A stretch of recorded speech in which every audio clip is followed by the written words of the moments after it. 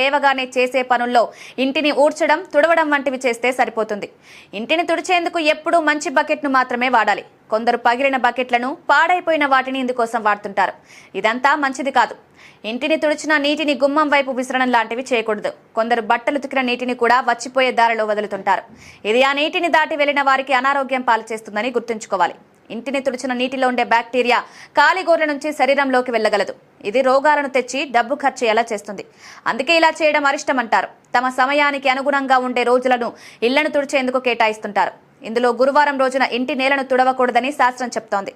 ఇలా చేయడం వల్ల ఆయా వ్యక్తుల జాతకంలో గురుబలం తగ్గిపోతుంది. ఎన్ని గ్రహాలు అనుకూలంగా ఉన్నా గురుబలం లేకపోతే ఆ ఇంట శుభకార్యం జరగదని పెద్దలు చెప్తుంటారు. అందుకే ఇలా చేయడం వల్ల చెడు ఫలితాలే ఎక్కువ. ఇంట్లో ఏదైనా నెగిటివ్ ఎనర్జీ ఉన్నట్టు అనిపిస్తున్నా, తరచూ భార్యాభర్తల మధ్య గొడవల వంటివి జరుగుతున్నా ఈ రెమెడీ ఖచ్చితంగా పాటించాలి. ఇంటిని తుడిచే నీళ్లలో కాస్త గల్లుప్పును